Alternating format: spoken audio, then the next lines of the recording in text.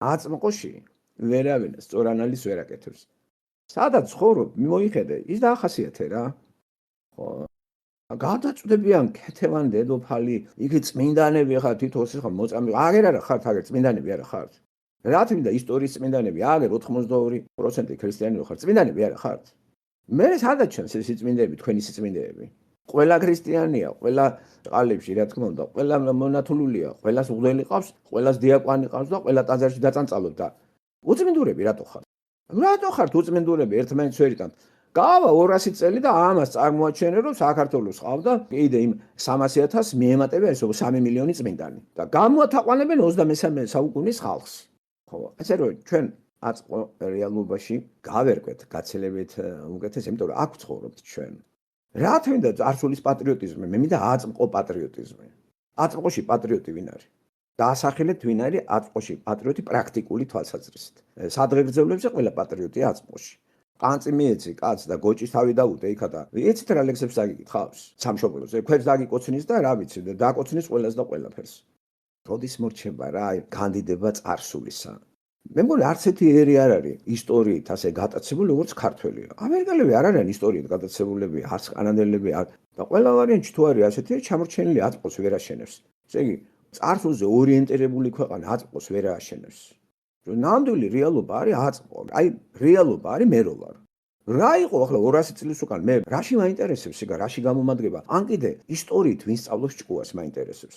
ისტორია არის ომების ისტორია. მე ისწავლეთ რომ არ შეიძლება ომი. რას ომობთ მაშინ? რას ამობთ რუსებსა და უკრაინელებს? ეს ხო მოდი ვთქვათ, გადაკიდეს ორი ერი ერთმანეთს. დაისახა რუსეთი როგორც მონსტრი და ანტირუსული ისტერია გრეალებს სოფლიოში და ეს ხელოვნური არ არის. პროპაგანდის მსხვერპლი არ არის ძალიან ბევრი. ხო და ჩვენ ვინაიდან პროპაგანდას ვემიჯნებით, ჩვენი საუბარი რა თქმა უნდა ბევრისთვის მიუღებელია და აღქმული არის როგორც პრორუსი ხარ, ბიჭო, ქრისტიანი ვარ, ქრისტიანი. ესეთი დებილი როგორ ახარ, ვინც ისმენს რომ 10,000-ში გითხარი, მე ვარ ქრისტიანი და ქრისტე კიდე ტიტული არის ხსნელისა იესო რო ქვია. იმიტომ რომ გადამარჩინა. აი რატომ ვარ ქრისტიანი და ქრისტიანული მსოფლმხედველობით ვიხილავ აწმყო ცოდვილ ბუნებაში, რომელშიც ვარ მოთავსებული. აქ არიან ხეპრე ადამიანები და ერთმანეთს გადაკიდებული და ცდილობენ პროპაგანდის მსხვერპლი ვიყო და ერთი მხარე დავიჭირო, ან უკრაინის, ან რუსის, ან ამერიკელის, ან ქართველის. არც საქართველოს მხარეს დავიჭერე. ცოდვილი ბუნების არის ყველა მატარებელი მეუნება ღმერთი. ხმახელის დაჭერა თუ არის და ჩამოკიდება, ვინც სამყარო შექმნა და ვინც მე შექმნა, იმას ჩამოვეკიდები კისერზე. რა არის გაუგებარი, რა ვიცი, მეტი კიდე შეიძლება. ქართული არის ის არავის. 10,000 ანალიზ ხო, ეს ახარ, ის ახარ. აი ვინც ანტირუსულშიზის. ხო არის ქრისტიანი. თემი საქართველოს ხო ქრისტიანია. აი რატო ხარ ანტირუსი, მაინტერესებს. აი ქრისტიანი შეიძლება იყოს ანტირუსი, ანტიამერიკელი, ანტიევროპელი. რა არის ქრისტიანი ხარ მაშინ?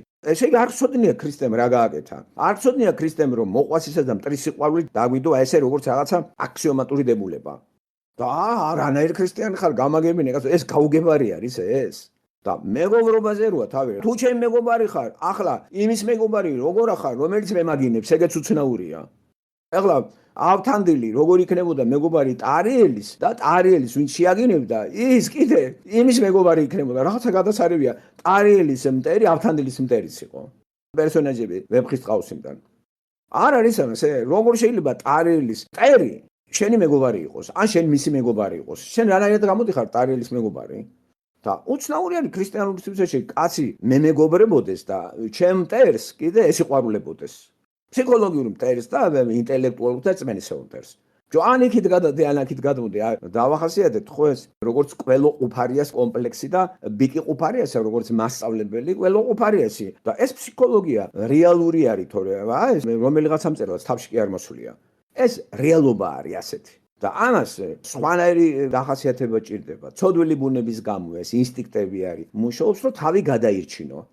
შენ ეგოისტი ხარ. ოღონდ შენ არაფერი არ შეგემთხვას და იმასაც შეეტენები, ამასაც შეეტენები. ზურგს უკან ერთსაც გალანძღავ, მეორესაც გალანძღავ. ოღონდ შენ გადარჩე, მაგრამ სადღაც მაინც ტყავი გაგზრება და რას აპირებ ღმერთთან რო წადგები? აი ესე როგორ შეიძლება? მან ხომ გითხრა რომ არიცრუო.